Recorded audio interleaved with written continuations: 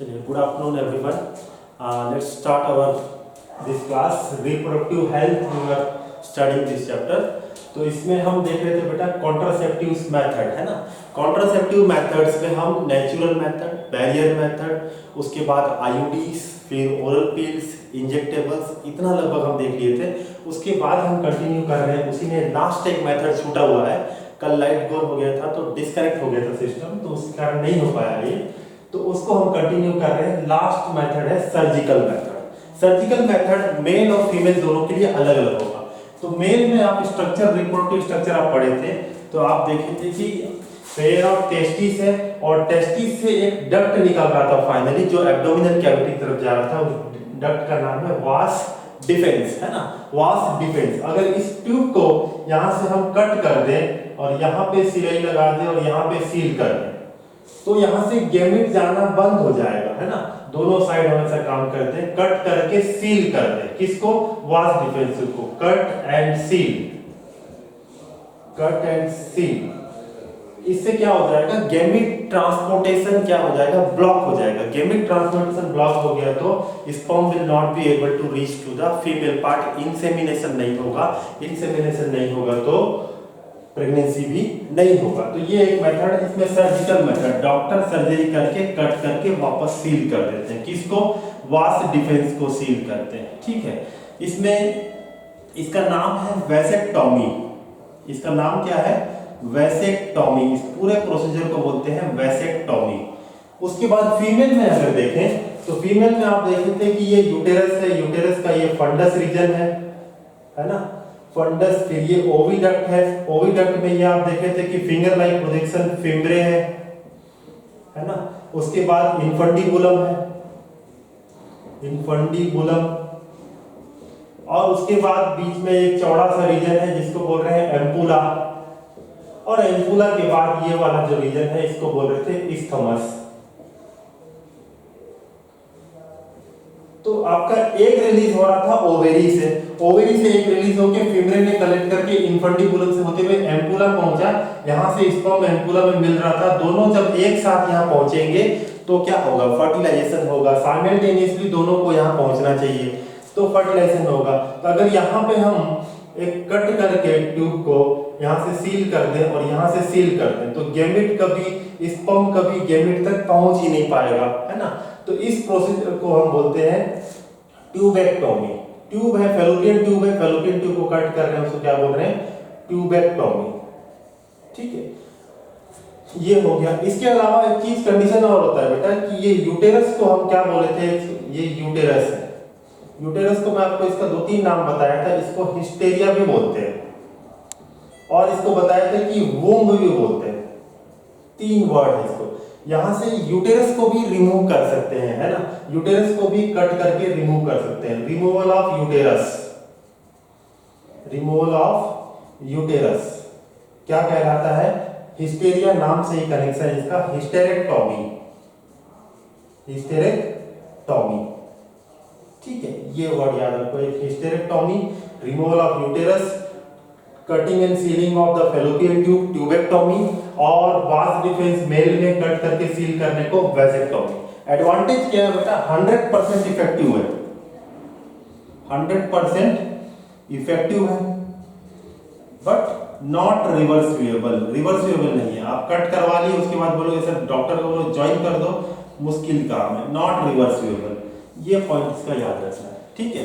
तो कंडीशंस होता है बेटा, जैसे 2 हो गया, 3 हो गया और नहीं करना है, कंफर्म है, तो उस कंडीशन में क्या करते हैं? मेल वैसेक्टोमी, फीमेल ट्यूबेक्टोमी, या फिर यूटेरस में अगर कुछ दिक्कत चल रहा है तो हिस्टेरेक्टोमी करवाते हैं, है ना. ये हो गया अपना कंप्लीट सर्जिकल मेथड. इसके बाद हमें टॉपिक में घुस रहे हैं बेटा एमटीपी. एमटीपी मतलब एम से आ जाएगा आपका मेडिकली, टी से हो गया टर्मिनेटेड और पी से आ गया प्रेगनेंसी. मेडिकली अगर प्रेगनेंसी को आप टर्मिनेट करते हो तो उसके लिए एक वर्ड है एमटीपी, मेडिकली टर्मिनेटेड प्रेगनेंसी. इसको हम कंटिन्यू करें उससे पहले एक टारगेट, एक चीज हमको देखना पड़ेगा.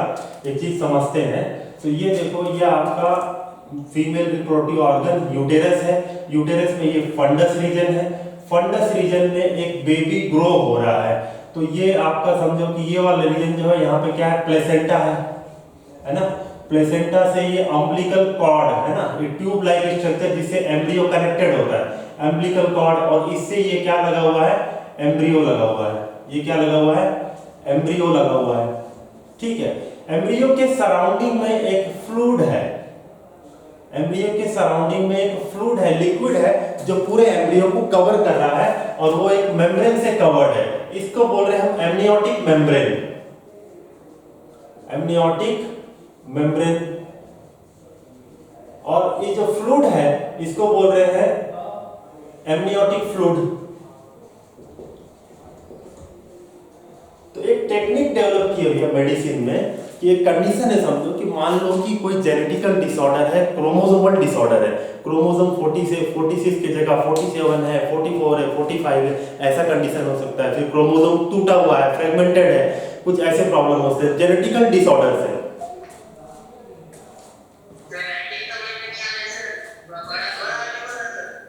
कौन सा स्कूल है बेटा?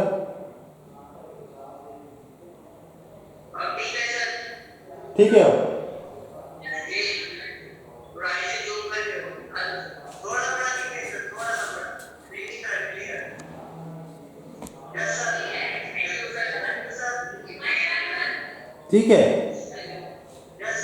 ठीक है, ठीक है बेटा। इससे ज्यादा बड़ा लिखूंगा तो बोर्ड 4 वर्ड में भर जाएगा बेटा। मैं यहाँ पे काफी बड़ा ही लिख रहा हूँ, बहुत छोटा नहीं लिख रहा हूँ, ठीक है।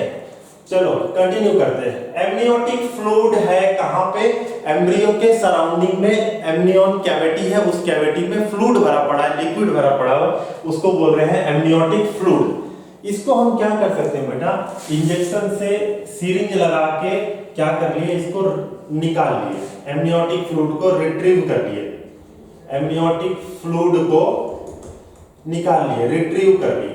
और इसमें क्या करते हैं, टेस्ट करते हैं। कैसा टेस्ट करते हैं, जेनेटिकल स्क्रीनिंग करते हैं, जेनेटिकल स्क्रीनिंग करते हैं, चेक करते हैं कि ऑल क्रोमोसोम्स आर फाइन और नॉट, क्रोमोसोम के नंबर ठीक है, कोई क्रोमोसोम फ्रेगमेंटेड टूटा हुआ तो नहीं है। क्रोमोसोमल डिसऑर्डर्स चेक करने के लिए ये टेस्ट करते हैं, to check genetic screening, to check chromosomal disorders, chromosomal disorders, ठीक है। इस टेक्निक को बोलते हैं हम एमिनोसेंटेसिस, एमिनोसेंटेसिस, ये टेक्निक का नाम है ना। क्यों बोल रहे हैं, क्योंकि आप एमनियोटिक फ्लूइड निकाल के उसमें आप चेक कर रहे हो कि कोई क्रोमोसोमल डिसऑर्डर, जेनेटिक डिसऑर्डर तो नहीं है ना। इसको चेक करने के लिए भी एक टेक्निक होता है जिसको बोलते हैं कैरियोटाइपिंग, कैरियोटाइपिंग। कैरियोटाइपिंग मतलब क्या होता है बेटा, arrangement of chromosome, arrangement of all 46 chromosome. ये जो आप करोगे इस टेक्निक को बोलते हैं कैरियोटाइपिंग। कैरियोटाइपिंग, कैरियो मतलब न्यूक्लियस है ना, कैरियो मतलब क्या होता है बेटा, न्यूक्लियस। न्यूक्लियस के अंदर कौन है, क्रोमोसोम। 46 क्रोमोसोम को आप क्रोमोसोम नंबर 1 से लेके दो जोड़े में आप जमा रहे हो, टोटल जमा है कितना, XY क्रोमोसोम तक, पूरा 46 क्रोमोसोम को आप जमा दिए उसके साइज के हिसाब से। इस जमाने का जो ये प्रोसेस है क्रोमोसोम को, उसको हम बोल रहे हैं कैरियोटाइपिंग। कैरियोटाइपिंग करके हमको समझ में आ जाता है बेटा कि कोई एक्स्ट्रा क्रोमोसोम तो नहीं है ना, कोई क्रोमोसोमल फ्रेगमेंटेड तो नहीं है, टूटा हुआ तो नहीं है, जेनेटिक डिसऑर्डर, क्रोमोसोमल डिसऑर्डर इससे चेक हो जाता है। और इस पूरे टेक्निक को जो आप ये कर रहे हो इसको बोलते हैं एमिनोसेंटेसिस, क्योंकि एमनियोटिक फ्लूइड निकाल के आप चेक कर रहे हो उसमें कि कोई क्रोमोसोमल डिसऑर्डर तो नहीं है, एमिनोसेंटेसिस। तो इस टेक्निक का मेडिकल फील्ड में जब इवोल्यूशन हुआ तो इस टेक्निक को इसलिए बनाया बेटा कि ये सब चेक कर सके, क्रोमोसोमल डिसऑर्डर चेक कर सके, है ना। लेकिन इसका मिसयूज होने लगा। मिसयूज क्या होगा, आप समझो जब आप क्रोमोसोम को जमा रहे हो तो क्रोमोसोम को जमाए तो लास्ट में आप देखें कि डबल X क्रोमोसोम है तो पता चल गया कि फीमेल है, X और Y क्रोमोसोम दिखा तो समझ गए कि मेल है। तो इस समय क्या होने लग गया अर्ली डेज में कि XX पता, फीमेल पता लगने लगा, तो फीमेल कन्या भ्रूण हत्या बोल के आप सुने होंगे, इंग्लिश में बोलते हैं इसको फीमेल फीटिसाइड्स, है ना। तो लड़की अगर होती थी तो उसको एबॉर्शन कर देते थे, प्रेगनेंसी को टर्मिनेट कर देते थे। ये इसका मिसयूज होने लगा, है ना। क्या मिसयूज होने लगा, फीमेल फीटिसाइड। एमिनोसेंटेसिस का डिसएडवांटेज लिख लेंगे अगर अपन, डिसएडवांटेज, या फिर इसको लिखें कि इसका मिसयूज। तो क्या मिसयूज हो रहा है कि female foeticide, female foeticide, female foetus, foetus मतलब क्या होता है, फीटिसाइड, फीटस मतलब बच्चा जो ग्रो हो रहा है, फीमेल है तो उसको मार दे रहे हो, तो फीटस कंडीशन पे इसको मार रहे हो, तो फीमेल फीटिसाइड्स है ना। किसका डिसएडवांटेज है, एमिनो सिंथेसिस का मिस यूज कर रहे हैं। ओरिजिनली इस टेक्निक को क्यों बनाए थे, इसलिए बनाए थे कि जेनेटिक स्क्रीनिंग करके क्रोमोसोमल डिसऑर्डर तो नहीं है कि ये चेक करने के लिए बनाए थे, लेकिन मिस यूज होने लगा। इसी के लिए गवर्नमेंट ऑफ इंडिया ने 1971 में, कितना, 1971 में एमटीपी एक्ट लेके आया। क्या लेके आया बेटा, एमटीपी एक्ट। एमटीपी मतलब medically terminated pregnancy. MTP act में ये कहना है कि इस टेस्ट का यूज सिर्फ जेनेटिकल डिसऑर्डर, क्रोमोसोमल डिसऑर्डर करने के लिए होगा। फीमेल फीटिसाइड अगर ऐसा sex determination is not allowed, simple सा बात है ना। बहुत सारा क्लिनिक आप जाते होगे तो वहाँ जहाँ जहाँ सोनोग्राफी होता है वहाँ पे लिखा रहता है कि यहाँ पे लिंग की जांच नहीं की जाती है, यह एक कानूनी अपराध है ना। एमटीपी एक्ट 1971 के हिसाब से ही है ना। फीमेल का लिंग का जांच सेक्स डिटर्मिनेशन सोनोग्राफी करके या फिर एमिनोसेंटेसिस करके नहीं करना है। ये रेगुलेशन कब आया, 1971 में आया, ठीक है। तो मेडिकली टर्मिनेटेड प्रेगनेंसी मींस आप मेडिकल जाके प्रेगनेंसी को टर्मिनेट करा रहे हो, तो कौन से कंडीशन में कराएंगे। पहला कंडीशन तो ये है कि आपने एमिनोसेंटेसिस कराया, क्रोमोसोमल डिसऑर्डर निकल गया। तो क्रोमोसोमल डिसऑर्डर निकला तो उस बेबी को इस दुनिया में लाके कोई फायदा नहीं है, तो उस कंडीशन पे उसको क्या करा सकते हैं, टर्मिनेट करा सकते हो। दूसरा, रेप का केस है ना, सेक्सुअल अब्यूज का, रेप का केस है, उस कंडीशन में फीमेल चाहे तो एबॉर्शन करवा सकती है, गर्भपात करवा सकती है ना। तो ये दो कंडीशन पे एमटीपी एक्ट कहता है कि ये दो कंडीशन पे मेडिकल प्रेगनेंसी को मेडिकली टर्मिनेट कर सकते हैं। यही है 1971 का मेडिकल टर्मिनेटेड प्रेगनेंसी एक्ट, ठीक है, 1971 में आया था। चलो ये हो गया अपना कंप्लीट एमटीपी और ये अपना सर्जिकल मेथड। ये कंप्लीट होने के बाद हम स्टार्ट करेंगे बेटा सेक्सुअली ट्रांसमिटेड डिजीज, है ना, रिप्रोडक्टिव हेल्थ है। तो जितने पैरामीटर आप रिप्रोडक्शन में है लाइफ में, वो हम धीरे धीरे करके देखते जा रहे हैं ना। तो ये कंप्लीट करो एमटीपी एक्ट, यहाँ तक देखो, फिर आगे बढ़ रहे हैं।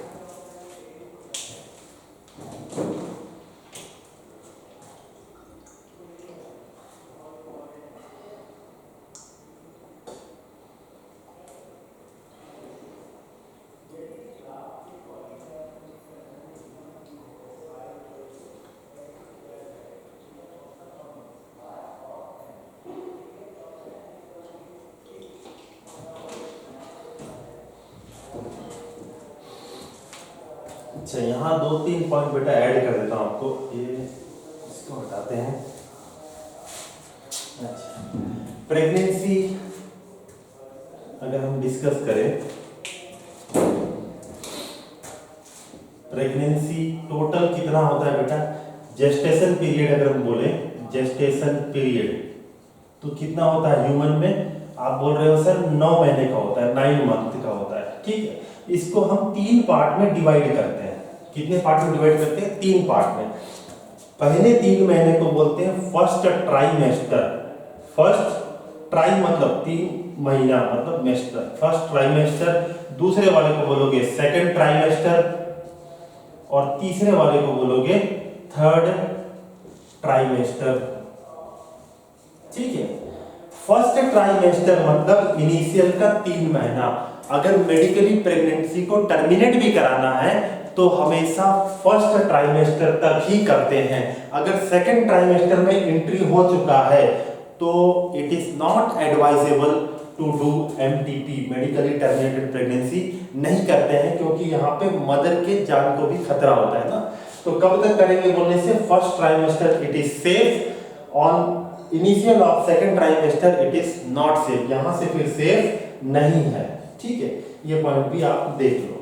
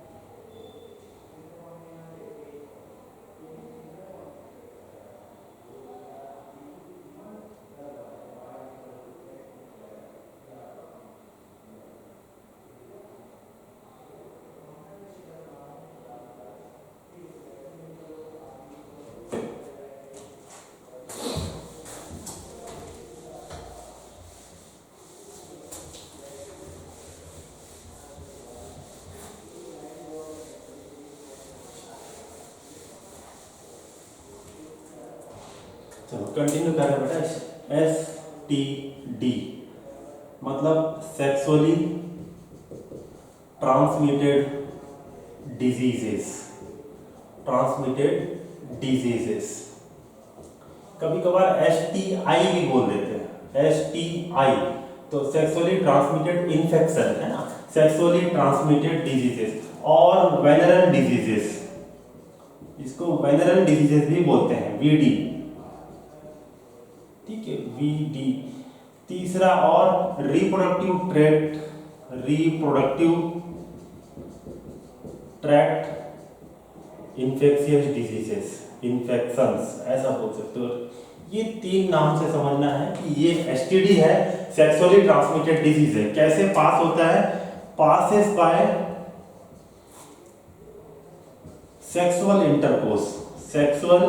इंटरकोर्स से जो अगर डिजीज कुछ पास होता है किसी मेल टू फीमेल या फीमेल टू मेल, तो उसको आप क्या बोलोगे? सेक्सुअली ट्रांसमिटेड इन्फेक्शंस बोलोगे, ठीक है। इनिशियली डायग्नोस करेंगे, इनिशियल सिम्टम क्या होगा? इनिशियल शुरुआती सिम्टम्स क्या होंगे अगर STD हुआ है तो? सिम्टम्स क्या होगा? फ्लूइड डिस्चार्ज हो रहा है जेनिटल ऑर्गन से, पेनिस से, वेजाइना से क्या हो रहा है? फ्लूइड का डिस्चार्ज हो रहा है, बार बार कुछ लिक्विड जैसा फ्लूइड डिस्चार्ज हो रहा है, तो चांसेस है एक सिम्टम है ये कि शायद क्या हो? STD हो। दूसरा, पेनिस में या फिर जेनिटल्स में क्या हो? स्वेलिंग हो। स्वेलिंग आ गया है पेनिस या जेनिटल में, तो उसको क्या बोलेंगे? सिम्टम बोल देंगे, पेनिस और जेनिटल में स्वेलिंग है। और तीसरा, ईचिंग, खुजली हो रहा है ना, ईचिंग हो रहा है, ईच कर रहा है, खुजली कर रहा है, तो उसको क्या बोलेंगे? सिम्टम है किसका? STD का, ठीक है। इनिशियल डायग्नोसिस, अगर ये सिम्टम है तो आपको टेस्ट करवाना चाहिए। अगर टेस्ट नहीं करवाए, डिले कर रहे हैं, आप छोड़ दे रहे हैं कि अरे कुछ भी है, ऐसे ही टाइम पास चल रहा है, तो लेटर इन द लाइफ, है ना, बाद में, लाइफ के बाद में, लाइफ के आगे वाले जमाने में, मतलब अगले स्टेज में, लेटर इन द लाइफ ज्यादा कॉम्प्लिकेशन बढ़ जाता है। Later in the life it become more complicated.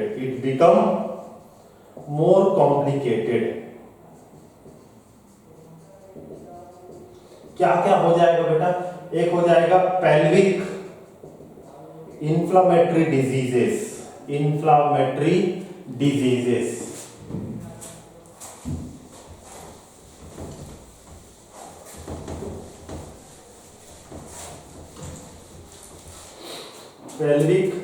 Inflammatory diseases, ये हो सकता है ना। पेल्विक बोलने से ये जो अपना जो पेल्विक रीजन है ना, एब्डोमिनल कैविटी का जो रीजन है, हिप रीजन, इसको हम पेल्विक बोलते हैं। यहाँ इन्फ्लामेशन हो गया। इन्फ्लामेशन मतलब बहुत सारे इम्यून सेल एक्टिवेट हो गए हैं, जिसके कारण जो आपके नॉर्मल सेल है वो भी डैमेज होने लगेंगे, तो ये कंडीशन आ सकता है। दूसरा क्या हो सकता है बेटा? मिसकैरेज और एबॉर्शन। प्रेगनेंसी हो रहा है, बट बार बार प्रेगनेंसी क्या हो रहा है? गिर जा रहा है ना, खत्म हो जा रहा है ऑटोमेटिक, मिसकैरेज हो रहा है, एबॉर्शन हो जा रहा है ऑटोमेटिक, गर्भपात हो जाता है, एबॉर्शन हो जाता है। तीसरा होगा कि एक्टोपिक प्रेगनेंसी,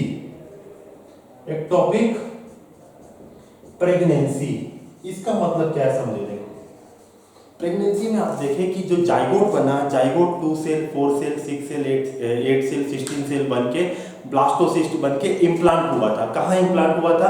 सर, यूटेरस के फंडस रीजन में इम्प्लांट हुआ था, है ना। अगर यूटेरस के फंडस रीजन को छोड़ के कहीं और इम्प्लांट हो जाए, मान लो कि फेलोपियन ट्यूब में जाके कहीं चिपक गया, वहां लग गया, इस टाइप के प्रेगनेंसी को हम बोलते हैं एक्टोपिक प्रेगनेंसी, ठीक है। इम्प्लांटेशन यहां लिख लेता हूं मैं आपके लिए, implantation other than uterus like fallopian tube. कहां इम्प्लांटेशन हो गया? मान लो कि फेलोपियन ट्यूब में हो गया। इस कंडीशन को आप क्या बोलोगे? एक्टोपिक प्रेगनेंसी बोलोगे। और चौथा यहां पे लिख देंगे स्टिल बर्थ। मतलब पूरा 9 महीना होने के बाद जब बच्चा पैदा हुआ, पता चला कि वो मरा हुआ था, है ना, तो इस कंडीशन को बोलते हैं स्टिल बर्थ। ये सब किसका सिम्टम देख रहे हैं? ये सब हम एसटीडी का देख रहे हैं। इनिशियल सिम्टम ये सब होगा, फ्लूइड डिस्चार्ज, पेनिसोजेनिटल में स्वेलिंग है, इचिंग हो रहा है। लेकिन अगर आप इसको नजरअंदाज करते हो तो later in the life complication बढ़ जाएगा, जैसे कि पेल्विक इन्फ्लेमेटरी डिजीजेस हो गया, PID हो गया, मिसकैरेज हो जा रहा है, बार बार एबॉर्शन हो रहा है, एक्टोपिक प्रेगनेंसी होने का चांस है। एक्टोपिक प्रेगनेंसी में मदर की लाइफ को खतरा हो जाता है। फेलोपियन ट्यूब में कैसे बच्चा ग्रो होगा ना, तो डैमेज हो जाता है, तो उससे लाइफ में खतरा है। और क्या होगा? स्टिल बर्थ, बच्चा पैदा हो रहा है लेकिन डेड है ना, ये सब कंडीशन आ जा रहा है। तो इसके बाद हम चलते हैं बेटा, देखते हैं कि क्या क्या डिजीज है सर एसटीडी में। तो एसटीडी में सबसे पहले हम देखते हैं बैक्टीरियल डिजीज। सबसे पहले क्या देख रहे हैं? Bacterial disease. तो बैक्टीरियल डिजीज में पहला डिजीज आप याद करोगे गोनेरिया। क्या याद कर लिए? गोनेरिया। उसके बाद दूसरा याद कर लोगे क्लेमाइडोसिस। क्लेमाइडोसिस, ठीक है, ये दो याद कर लो, गोनेरिया और क्लेमाइडोसिस। और क्या होना चाहिए? साइफिलिस। और एक तीसरा क्या हो जाएगा? साइफिलिस। ये तीनों डिजीज हैं, बैक्टीरियल डिजीज है, और ये तीनों बेटा क्यूरेबल है। अगर आपको जाके जांच कराते हो और ये निकल रहा है गोनेरिया है, क्लेमाइडोसिस है, साइफिलिस है, तो ये क्यूरेबल है। बैक्टीरियल एंटीबायोटिक देंगे आपको, इससे आपको क्योर हो जाएगा, ठीक। इसके बाद क्या देखते हैं? Viral diseases. वायरल में पहला हम बात करें तो herpes, genital herpes. Genital herpes किससे होता है? HSV एक वायरस का नाम है, फुल फॉर्म लिखे अगर तो herpes simplex virus. Simplex virus, ठीक है, हर्पीस, यही से नाम आ गया जेनाइटल हर्पीस। दूसरा है जेनाइटल वार्ट्स। जेनाइटल वार्ट्स, जेनाइटल वार्ट्स किससे होता है? HPV से, ह्यूमन पैपिलोमा वायरस, ठीक है। तीसरा आप लिख सकते हो हेपेटाइटिस बी। हेपेटाइटिस बी, देखो hepatitis A B C D कई प्रकार का होता है ना। Hepatitis B sexually transmitted disease है, ये याद रखना। कि ऑप्शन में हेपेटाइटिस A मिल गया, C मिल गया तो मत मान लेना वो सेक्सुअली ट्रांसमिटेड डिजीज है। Hepatitis B sexually transmitted disease है, किससे होता है? HBV से, hepatitis B virus. Hepatitis B virus, ठीक है। और चौथा क्या लिखेंगे अपन यहाँ पे? एड्स। ये तो आप सब जानते हो ना, एड्स मतलब क्या है? Acquired immuno deficiency syndrome. Acquired का मतलब होता है बेटा आपने लिया है, नेचुरली आपको बर्थ से नहीं मिला है, पहला बात तो एक्वायर्ड। इम्यूनो मतलब immune system, WBC, B cell, T cell, जो आपके बॉडी में डिफेंस का काम कर रहे हैं। डेफिशिएंसी, डेफिशिएंसी मतलब कमी आना, है ना। आपको कुछ ऐसा डिजीज एक्वायर की जिससे आपका इम्यून सिस्टम क्या हो गया? वीक हो गया, इसी कंडीशन को बोलते हैं एड्स, है ना। एक्वायर्ड इम्यूनो डेफिशिएंसी सिंड्रोम किससे होता है? HIV से होता है। HIV मतलब ह्यूमन इम्यूनो डेफिशिएंसी वायरस, नाम में ही है ना, डेफिशिएंसी, इम्यूनो डेफिशिएंसी मतलब आपके इम्यून सिस्टम को कमजोर कर देगा ये वायरस, है ना। बहुत शातिर है ये, है ना। जाके आपके इम्यून सेल को, जो इम्यून सेल आपके बॉडी में माइक्रोब घुस रहे हैं उनको पकड़ के मार रहा है, ये उन्हीं के अंदर जाके मल्टीप्लाई कर रहा है। तो इसीलिए इसका डिजीज का क्यूरेबल नहीं है अभी तक, ठीक है। इसको यहाँ से, ठीक है। इसमें से कौन कौन सा? देखो, एक जेनाइटल हर्पीस, दूसरा हेपेटाइटिस बी और तीसरा एड्स। ये तीनों बेटा नॉट क्यूरेबल है ना। कौन कौन सा नॉट क्यूरेबल? यहाँ लिख लेते हैं, नॉट क्यूरेबल मतलब इसका कोई ट्रीटमेंट नहीं है, ठीक नहीं होता है, क्योर नहीं कर सकते इसको। कौन कौन सा? जेनाइटल हर्पीस, दूसरा हेपेटाइटिस बी और तीसरा एड्स। ये तीनों बेटा नॉट क्यूरेबल है। ये तीनों कैसे हैं? नॉट क्यूरेबल है। और ये कैसे ट्रांसमिट होते हैं? तो ये कैसे ट्रांसमिट होते हैं? सेक्सुअली ट्रांसमिटेड डिजीज है, तो ये सेक्सुअल इंटरकोर्स से ट्रांसमिट होगा। इसके अलावा इन्फेक्शियस नीडल, है ना, इन्फेक्शियस नीडल, मान लो किसी को एड्स है ना, किसी को हेपेटाइटिस बी है, उसको वो एक नीडल से इंजेक्शन लगाए, वही नीडल आपको भी लगा दिए, तो उस निडिल में चांसेस है कि वायरस वो ब्लड के साथ और आप में गया, फिर आप में मल्टीप्लाई होना चालू कर देगा, तो आपको भी इन्फेक्शन हो गया, है ना। तो इन्फेक्शियस निडिल, ब्लड ट्रांसफ्यूजन, बिना चेक किए मान लो कि आपको ब्लड चला दिया और सामने वाला आदमी को क्या था, एड्स हेपेटाइटिस बी था, तो आपके वो ब्लड आ गया, तो उससे भी आपको हो सकता है। तो कौन कौन सा, ब्लड ट्रांसफ्यूजन, उसके बाद इन्फेक्शियस निडल से, और सेक्सुअल इंटरकोर्स, ये 3 चीजें जिससे ये ट्रांसमिट होगा। How does it transmit, transmission यहां लिख लेते हैं। ट्रांसमिशन मतलब कैसे फैलेगा, है ना। पहला सेक्सुअल इंटरकोर्स, ये तो आंख बंद करके लिख लेना है ना, नाम ही डिजीज का है। दूसरा infectious needle, infectious needle blade, है ना, सेविंग कराने के ब्लेड, सेम ब्लेड से आपको भी कर दिया, पहले वाले का लगा हुआ था, उसके दाढ़ी बनाते बनाते थोड़ा सा कट हो गया, कट होने से क्या हो गया, ब्लड आ गया स्किन में, और उसी ब्लेड से, उस ब्लेड में थोड़ा सा आपको वाला ब्लड लग गया, उसी ब्लेड से आपका सेविंग कर दिया, तो चांसेस, और आपका भी स्किन कटा, तो दोनों का ब्लड मिक्स हुआ, ब्लड से ब्लड में अंदर घुस गया वायरस, तो ये कंडीशन है ना, इन्फेक्शियस निडल और ब्लेड। और तीसरा क्या बताए थे आपको, सेक्सुअल इंटरकोर्स, इन्फेक्शियस निडल और ब्लेड, और तीसरा क्या बताए थे, sexual intercourse, infectious needle and blade, और दिमाग से निकल गया बिल्कुल एकदम। चलो जो भी है आपको याद होगा मेरे ख्याल से, sexual intercourse, infectious needle and blade, और एक कोई मेथड है जिससे ये ट्रांसमिट हो सकता है, तो इतना आप याद रखो इसके लिए, एसटीडी के लिए। और तीसरा एक और डिजीज टाइप, बैक्टीरियल देख लिए, वायरल देख लिए, और क्या देख रहे हैं, प्रोटोजोआन्स। प्रोटोजोआन्स भी करते हैं, जैसे कि ट्राइकोमोनास वेजिनलिस, ये प्रोटोजोआन का नाम है। ये क्या करता है बेटा, ये वेजाइना का इन्फेक्शन होता है, वेजाइना का इन्फेक्शन होता है ना, वेजिनलिस बोलते हैं, क्या बोलते हैं, वेजिनलिस, ठीक है। किससे होता है, प्रोटोजोआन से होता है। तो तीनों क्राइटेरिया, तीनों कैटेगरी आपको याद करना है, और तीनों कैटेगरी का एग्जांपल्स क्या क्या है आपको पहचानने आना चाहिए, ठीक है। और इसमें से कौन सा क्यूरेबल नहीं है ये आपको याद रखना पड़ेगा, और चारों का कौन कौन सा वायरस है ये याद रखना चाहिए, और प्रोटोजोआन्स का क्या है, सिंगल एग्जांपल है, ये आपको याद रखना चाहिए, ठीक है। इसके अलावा क्या करना चाहिए, सेक्सुअली ट्रांसमिटेड डिजीज से प्रिवेंशन करना है, क्योर करना है, इसको प्रिवेंट, आप इसके क्यूरेबल तो नहीं है कई सारा डिजीज, तो इसको क्योर प्रिवेंट करने के लिए आपके पास सिंपल प्रिंसिपल, एनसीईआरटी कहता है कि सिंपल प्रिंसिपल लाइफ में फॉलो करना है। Avoid sex with unknown partner, पहला कंडीशन क्या है, avoid sex with unknown partner, ठीक है। दूसरा, avoid sex with multiple partner, single partner रखो, मल्टीपल पार्टनर को अवॉइड करो। तीसरा ये है कि always wear safety contraceptives, condoms and all, ठीक है, to prevent sexually transmitted disease, ठीक है। चौथा ये है, इन केस ऑफ डाउट, अगर डाउट है, ये तीनों चीज को आप फॉलो नहीं किए, कहीं गड़बड़ी किए हो और आपको ये सब सिम्टम दिख रहा है कि फ्लूइड डिस्चार्ज हो रहा है, ये हो रहा है, ये हो रहा है, इचिंग हो रहा है, तो उस कंडीशन पे आप एक एजुकेटेड वेल क्वालिफाइड डॉक्टर को विजिट करें और डायग्नोसिस करवाएं, टेस्ट करवाएं, अगर पॉसिबल हुआ तो ट्रीटमेंट होगा, है ना। इसमें भी बेटा नॉट क्यूरेबल है बट लाइफ बढ़ा देते हैं, ठीक है। इसमें आपका लाइफ को क्या करते हैं, कई सारा मेडिसिन है जो इनको कमजोर करता है बट क्यूरेबल नहीं है कंप्लीटली, तो लाइफ थोड़ा बढ़ जाता है ना। तो टाइम पे हमको क्या करना है बेटा, ट्रीटमेंट लेना पड़ेगा, डायग्नोसिस करना पड़ेगा, ये इंपॉर्टेंट है। चलो इसको देखो, फिर एक लास्ट टॉपिक स्टार्ट कर रहे हैं, खत्म करेंगे फिर उसको।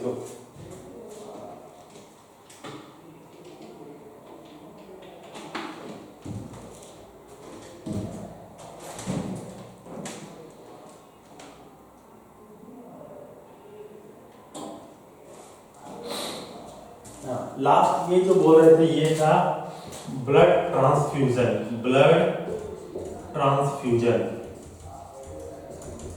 है ना, ब्लड चढ़ाने से भी हो सकता है, ये 3 कंडीशन देते थे।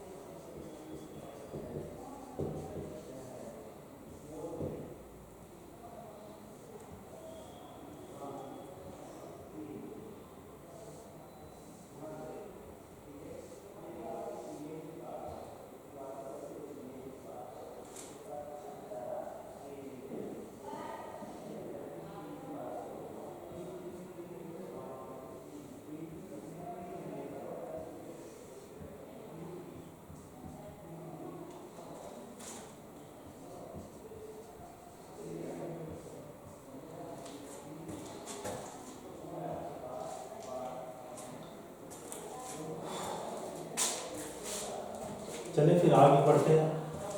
ठीक है, इनफर्टिलिटी अगला टॉपिक बेटा इस चैप्टर में है इनफर्टिलिटी। तो दो कंडीशन देखे बेटा अपन, एक तो पहले ये देखे कि पॉपुलेशन क्यों बढ़ रहा है, क्या नहीं है। उसके बाद हम कॉन्ट्रासेप्टिव मेथड स्टडी किए। कॉन्ट्रासेप्टिव मेथड्स में हम ये देखे कि कैसे प्रिवेंट करना है कि बेबी ना हो, प्रेगनेंसी ना हो। अब ये कंडीशन आ गया रिप्रोडक्टिव हेल्थ में कि एक कपल है, इसका इनफर्टिलिटी का डेफिनेशन मैं आपको बोल रहा हूँ। The couple who are having unprotected sex, है ना, एक कपल जो कि अनप्रोटेक्टेड सेक्स फॉर 2 ईयर, 2 साल तक कंटिन्यू हो गया कि अनप्रोटेक्टेड सेक्स कर रहे हैं, still they are not able to have children, उसके बाद भी चिल्ड्रन नहीं हो रहा है, प्रेगनेंसी नहीं हो रहा है, उस कंडीशन को क्या बोलते हैं, इनफर्टिलिटी। या लिख लेते हैं अपन डेफिनेशन में, couples who are having unprotected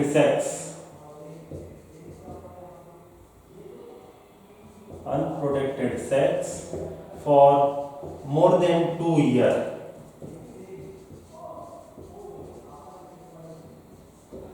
still not able to get pregnancy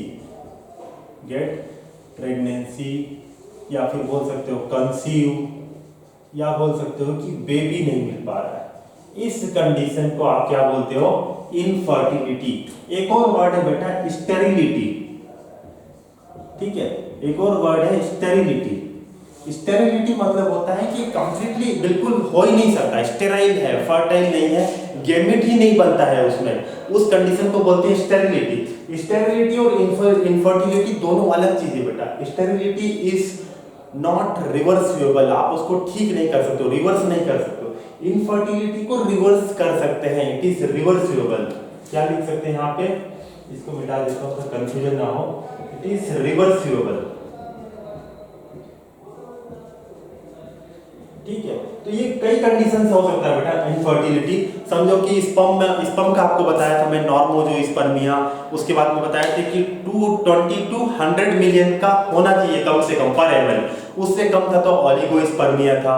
फिर एक कंडीशन आपको बताया था एजूस्पर्मिया की नील स्पर्म है ना। उसके बाद आपको बताया था कि 60% मॉर्फोलॉजी होना चाहिए अच्छा, 40% से ज्यादा मोटिलिटी होना चाहिए, इससे मोटिलिटी कम है या फिर 60% से मॉर्फोलॉजी कम है।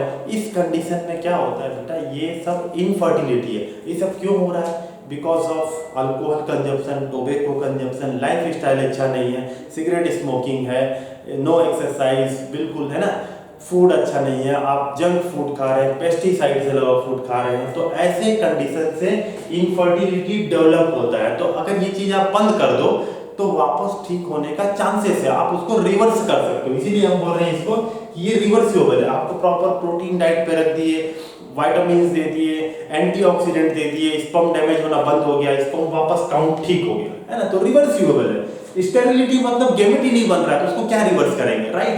तो इनफर्टिलिटी कैसा है, रिवर्सिबल है।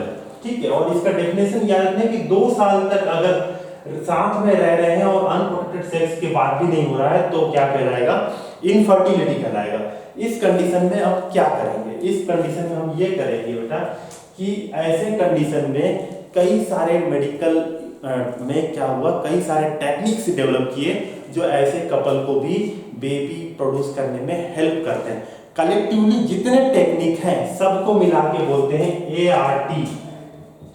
क्या बोलते हैं, ART मतलब assisted reproductive technology, assisted reproductive technology. ठीक है, क्या है ये, this is collection of techniques to help infertile couple to have baby, get pregnant. उसके लिए जो collection of technique, different techniques है, उसको हम किस में रख रहे हैं, टोटल ART में रख रहे हैं, असिस्टेड रिप्रोडक्टिव टेक्नोलॉजी। ठीक है, इसी को हम कैसे समझेंगे, पहला एक टेक्निक आपको मैं बता रहा हूं, टेस्ट ट्यूब बेबी। क्या बता रहा हूं मैं आपको, यहाँ समझाने की कोशिश कर रहा हूं, टेस्ट ट्यूब बेबी बताते हैं आपको।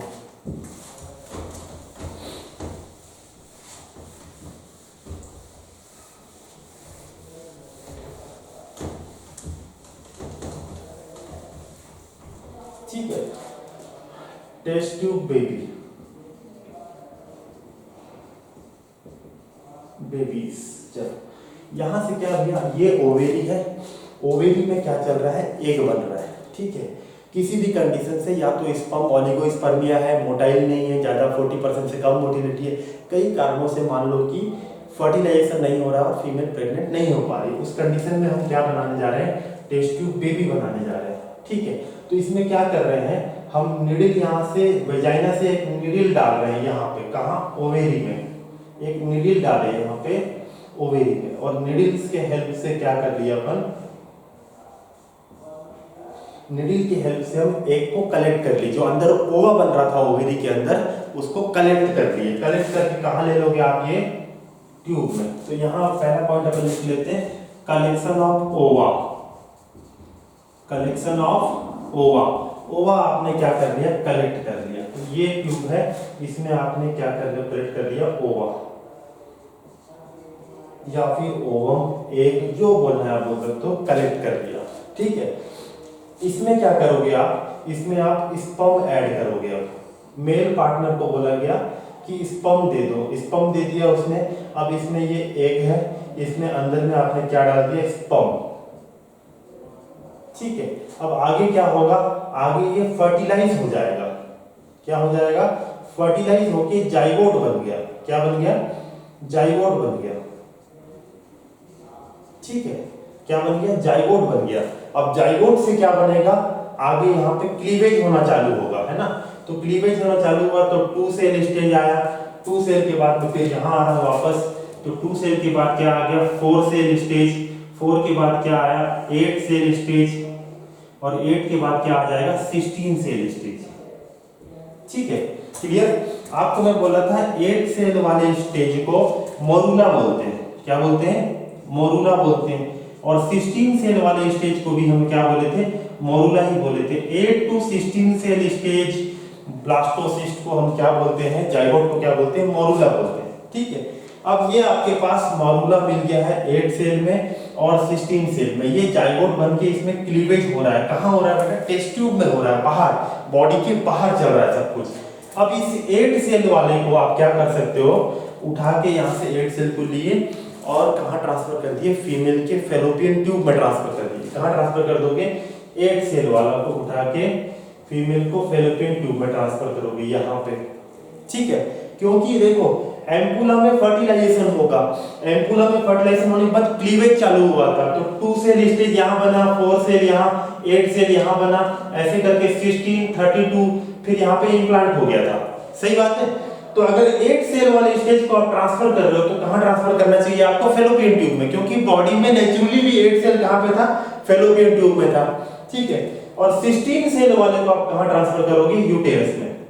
16 सेल वाले को कहाँ ट्रांसफर करोगे, यूटेरस में ट्रांसफर करोगे डायरेक्ट, क्योंकि 16 सेल कंडीशन जब डेवलप हो जाता है तो वो लगभग यूटेरस में पहुंच जाता है और यहाँ जाके फिर वो इम्प्लांट हो जाता है, राइट। तो 16 सेल कंडीशन अगर पहुंचाए हो तो उसको कहाँ ट्रांसफर करना है, यूटेरस में। और 8 सेल में ट्रांसफर कर रहे हो तो कहाँ ट्रांसफर करोगे, फेलोपियन ट्यूब में, फेलोपियन ट्यूब में, ठीक है। अगर फेलोपियन ट्यूब में ट्रांसफर कर रहे हो आप तो इस कंडीशन को बोलते हैं जिप्ट, क्या बोलते हैं, जिप्ट। जेड मतलब जाइगोट, जेड मतलब क्या हो गया, जाइगोट, आई मतलब इंट्रा, एफ मतलब फेलोपियन ट्यूब ट्रांसफर, क्लियर है। 8 सेल तक ट्रांसफर करते हैं तो उसको जिप्ट बोलेंगे। 16 सेल, 8 सेल से ज्यादा सेल के स्टेज में ट्रांसफर कर रहे हो, चाहे 16 में करो चाहे 32 में करो, उसको बोलेंगे IUT। इसको हम क्या बोल रहे हैं, IUT, intra uterine transfer, intra uterine transfer. बात क्लियर है एकदम, ठीक है। इसी को मैं आपको फिर से रिवाइज बता देता हूं। जाइगोट आपने क्या किया कि ART में हम टेस्ट ट्यूब बेबी देख रहे हैं, टेस्ट ट्यूब बेबी में आपने क्या किया, ओवेरी से एग कलेक्ट किया, कलेक्शन ऑफ ओवा करने के बाद आपने ट्यूब में लिया, इसमें स्पर्म ऐड किया, स्पर्म ऐड किया तो फर्टिलाइज हुआ, लेकिन बॉडी के बाहर टेस्ट ट्यूब में हो रहा है। इसमें फिर आपने जाइगोट बनाया, तो जाइगोट ही फर्स्ट लाइफ क्या होता है, जाइगोट, है ना, इसीलिए इसको बोल रहे हैं टेस्ट ट्यूब बेबीज। जाइगोट में फिर क्लीवेज चालू हुआ, 2 सेल बना, 4 सेल बना, 8 सेल बना, 16 सेल बना। अगर आपने 8 सेल स्टेज में ट्रांसफर किया तो आपको कहां ट्रांसफर करना पड़ेगा? फैलोपियन ट्यूब में। उस कंडीशन को बोलोगे आप ZIFT, zygote intra fallopian tube transfer. और दूसरा अगर 16 सेल में करते हो तो उसको बोलोगे IUT, intra uterine transfer. Clear है इतना? इसको एक बार आप देखो फिर आगे बढ़ रहे हैं।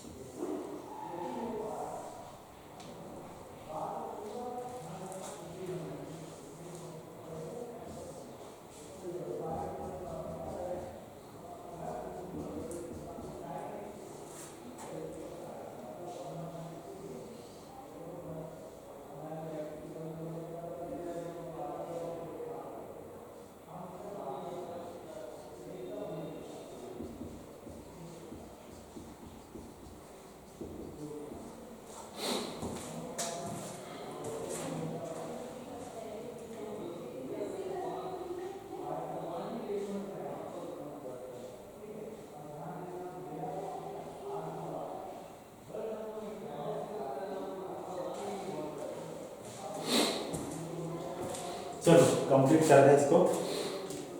इसी को आगे बढ़ा रहे हैं बेटा। एआरटी है ना, एआरटी हम क्या बोले? कलेक्शन ऑफ टेक्निक है असिस्टेड रिप्रोडक्टिव टेक्नोलॉजी। उसमें एक टेक्नोलॉजी देख रहे हैं एम्ब्रियो ट्रांसफर। एम्ब्रियो ट्रांसफर में हम अभी क्या देखे? आईवीएफ देखे। टेस्ट ट्यूब बेबीज को हम और क्या बोलते हैं? आईवीएफ। आईवीएफ मतलब इन विट्रो। अगर बॉडी के अंदर होता है तो उसको हम इन वाइवो बोलते हैं, इन वाइवो फर्टिलाइजेशन बोलते हैं। और बॉडी के बाहर अगर कर रहे हो तो उसी को आप क्या बोलोगे? इन विट्रो बोलोगे। अंदर वाइवो, बाहर विट्रो। तो ये एम्ब्रियो ट्रांसफर जाइगोट जो बन रहा है बाहर बना रहे हैं टेस्ट ट्यूब बेबीज में, इन विट्रो फर्टिलाइजेशन। इसमें आप दो टेक्निक देखे। एक देखे जिप्ट, अभी देखे है ना, 8 सेल तक ट्रांसफर करोगे तो जिप्ट था, zygote intra fallopian tube transfer. और दूसरा 8 के ऊपर 16 सेल 32 सेल स्टेज में ट्रांसफर कर रहे हो तो क्या था? IUT, intra uterine transfer. इसके अलावा एम्ब्रियो ट्रांसफर में एक और टेक्निक है जिसका नाम है इक्सी। क्या नाम है? इक्सी। इक्सी का फुल फॉर्म हम यहां लिखते हैं intra cytoplasmic sperm injection. Intra cytoplasmic sperm injection. इसमें क्या कर रहे हैं बेटा? ये कंडीशन है मेल में एजूस्पर्मिया। क्या है? एजूस्पर्मिया मतलब स्पर्म काउंट लगभग नील है। नील है बोलने से क्या है कि स्पर्म मोटाइल नहीं है, डेड है। स्पर्म कैसा है बेटा? डेड है। डेड है लेकिन उस स्पर्म में न्यूक्लियस है। ठीक है, न्यूक्लियस में क्रोमोसोम है, वही हमको चाहिए। तो हम उस डेड स्पर्म को इसको लेके, उसको न्यूक्लियस को लेके, उस स्पर्म को लेके, डेड स्पर्म को जिसका मॉर्फोलॉजी भी ठीक नहीं है, या फिर हम क्या कर सकते हैं कि टेस्टिस में सेमिनिफेरस ट्यूब्यूल्स में बन रहा था स्पर्म, है ना, तो सेमिनिफेरस ट्यूब्यूल को काट के बाहर निकाल के उसके अंदर थोड़ा बहुत भी स्पर्म मिल गया आपको अच्छा क्वालिटी का, वो स्पर्म में से एक स्पर्म आपको लेना है और माइक्रो इंजेक्शन से, किससे? माइक्रो इंजेक्शन के हेल्प से, ये क्या है? एग है, ओवा है, इसके अंदर डाल देना है। कितना? सिंगल स्पर्म को। किस कंडीशन में? एजूस्पर्मिया। स्पर्म काउंट बिल्कुल कम है, इस कंडीशन में कौन सा टेक्निक लगाते हैं? ICSI, intra cytoplasmic. आप एक के साइटोप्लाज्म, ये न्यूक्लियस ये साइटोप्लाज्म में क्या कर रहे हो? स्पर्म का इंजेक्शन से माध्यम से आप उसको ट्रांसफर कर रहे हो। अब इससे क्या बन जाएगा? जैसे आप ये दोगे तो इससे क्या बन जाएगा? जाइगोट बन जाएगा। ठीक है। जाइगोट बनेगा तो जाइगोट फिर ऐसे ही डेवलप होगा, 2 सेल, 4 सेल, 8 सेल, 16 सेल, फिर उसके बाद वापस आप क्या करोगे, एम्ब्रियो ट्रांसफर या तो जिफ्ट करोगे या तो आईओटी करोगे। ये बात क्लियर है इक्सी, ठीक है। उसके बाद क्या देख रहे हैं, in vitro in vivo fertilisation.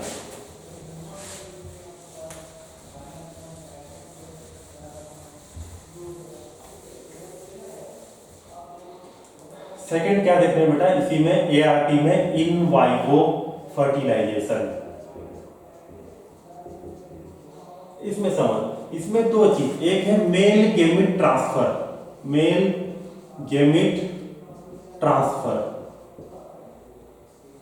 इसमें दो टेक्निक है, एक है एआई, एक क्या है, AI, artificial insemination, artificial insemination. इसमें क्या करते हैं बेटा, स्पर्म को वेजाइना में रिलीज करवाते हैं आर्टिफिशियली। स्पर्म को किस में रिलीज कराएंगे, वेजाइना में रिलीज कराएंगे आर्टिफिशियली, थ्रू एक निडल जैसा आता है, उसमें स्पर्म भर के क्या कर दिए, फीमेल के वेजाइना में रिलीज कर दिए। क्या हो गया, अगर प्रॉब्लम था, मान लो कि पेनिस इरेक्ट नहीं होता, इरेक्टाइल डिस्फंक्शन का बीमारी है ना, जिसके कारण फीमेल इंसेमिनेट नहीं कर पा रहा है मेल, उस कंडीशन में ये हेल्प मिलता है एआई, स्पर्म लेके कलेक्ट करके स्पर्म को किसमें, वेजाइना में रिलीज करती है। इसके बाद एक और टेक्निक यहां देखोगे, आईयूआई, कौन सा देख रहे हैं, आईयूआई, इसको बोल रहे हैं इंट्रा यूटेराइन इंसेमिनेशन। इंसेमिनेशन मतलब तो आपको याद है ना, फीमेल रिप्रोडक्टिव पार्ट में स्पर्म के रिलीज को क्या बोलते हैं, इंसेमिनेशन। एक तो देखिए आप आर्टिफिशियल इंसेमिनेशन, इसमें मैं आपको बोला कि वेजाइना में रिलीज करेंगे। अगर स्पर्म को डायरेक्ट आपको फेलोपियन ट्यूब जाना है तो आप उसको क्या करो, वेजाइना की जगह यूटेरस में रिलीज कर दो निडल के माध्यम से, है ना, with the help of needle. अगर आप यूटेरस में ट्रांसफर कर देते हो तो उसको बोलते हैं आईयूआई, इंट्रा यूटेराइन इंसेमिनेशन, ठीक है। ये एक आईयूआई अलग है बेटा और एक आईयूटी अलग था, है ना। आईयूटी में इंट्रा यूटेराइन ट्रांसफर था, वो जाइगोट का कर रहे थे, ठीक है। और ये क्या है, स्पर्म को इंसेमिनेट कर रहे हैं, तो आईयूआई आईयूटी, इसमें कंफ्यूज नहीं होना है, क्लियर। और दूसरा एक है female gamete transfer, female gamete transfer. देखो इसको इन वाइवो क्यों बोल रहे हैं, क्योंकि आप गेमिट भेज दे रहे हो, फर्टिलाइजेशन कहां होगा, नेचुरल बॉडी के अंदर ही होने वाला है ना, इसलिए इसको इन वाइवो बोल रहे हैं। यहाँ पे इन विट्रो, बॉडी के बाहर कर रहे थे, इसलिए इन विट्रो बोले थे।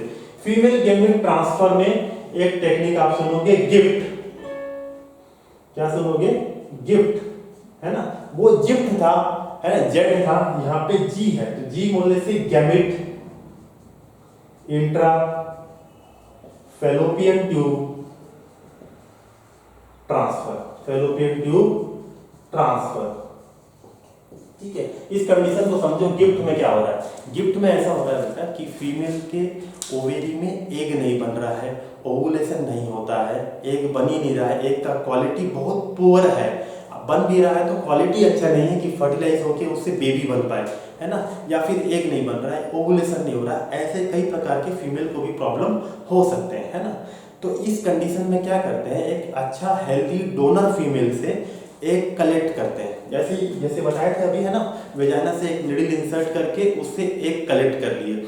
अब उस हेल्दी एग को क्या करेंगे, फीमेल के फेलोपियन ट्यूब में ट्रांसफर करेंगे। सर यूटेरस में क्यों नहीं करेंगे, क्योंकि फर्टिलाइजेशन कहाँ होता है बेटा, फेलोपियन ट्यूब के एम्पुला में होता है, तो आपको गैमिट को कहाँ छोड़ना पड़ेगा, फेलोपियन ट्यूब में छोड़ना पड़ेगा, तो इसीलिए हम इसको बोले gamete intra fallopian tube transfer, है ना, गिफ्ट। ये किस में आ गया, फीमेल गेमेट ट्रांसफर में आ गया। किस में आ रहा है टोटल, इन वाइवो, क्योंकि तीनों कंडीशन में जो फाइनल फर्टिलाइजेशन होना है वो फीमेल रिप्रोडक्टिव ऑर्गन के अंदर ही होना है, अंदर ही होना है बोलने से इन वाइवो, बाहर होगा तो इन विट्रो बोलोगे, है ना। इन विट्रो में आप क्या देखे थे, टेस्ट ट्यूब बेबी देखे थे, मैं आपको पूरा डिटेल में समझाया कॉन्सेप्ट लेके कि कैसे इस प्रोसीजर को करते हैं। उसके बाद आपको ये दोनों नाम को याद रखना है, जिफ्ट बोलने से 8 सेल स्टेज तक, 8 सेल के ऊपर है 16, 32 सेल है तो आईयूटी, है ना। स्टेटमेंट में लिख के क्वेश्चन आएगा ऐसा कि कैसे होता है ना, मोर देन 8 सेल को ट्रांसफर अगर करते हैं, 8 अप टू 8 सेल स्टेज के ट्रांसफर को आईयूटी कहते हैं, ऐसा स्टेटमेंट लिख दिया, आपको बोला कि सही स्टेटमेंट पहचानो, तो ये स्टेटमेंट तो गलत हो गया। 8 सेल से कम तक के लेवल को आईयूटी में जिप्ट बोलते हैं ना, zygote intra fallopian tube transfer. क्यों बोल रहे हैं उसका आपको लॉजिकल एक्सप्लेनेशन भी मैं आपको समझाया, ठीक है। तो आप एक बार एनसीईआरटी को कवर करो, और वीडियोस भी लगभग ह्यूमन रिप्रोडक्शन चैप्टर का अपलोड हो गया है। आप जाके जैसे ही बोर्ड भर जाता है वहाँ पॉज करके उससे नोट्स बना सकते हो, है ना। वीडियो को व्यू करो और उसको देख के उससे नोट्स बना के अपने टेस्ट के लिए प्रिपेयर करो and get ready for test. कल टेस्ट है, देन अगले वीक आपका मेजर टेस्ट भी होगा, फुल लेंथ टेस्ट होगा, तो उसके लिए आप तैयार हो। और इसके साथ ही हमारा ये चैप्टर रिप्रोडक्टिव हेल्थ हमने खत्म कर दिया है, ठीक है। अब अगला chapter I believe class 11th का नीट के हिसाब से हम चल रहे हैं, तो क्लास 12वीं के हिसाब से नहीं चल रहे, तो 11th का कोई cell the unit of life chapter चालू होगा, ठीक है। चलो thank you for your patience, time over, okay जी। टेस्ट में बेटा ग्रुप में मैसेज कर देंगे, ठीक है, तो आपको अपने स्कूल में बता देंगे कि कौन सा चैप्टर आएगा। कल के माइनर टेस्ट में ह्यूमन रिप्रोडक्शन आएगा, पिछला चैप्टर आएगा कल के टेस्ट में, okay okay, thank you, bye bye.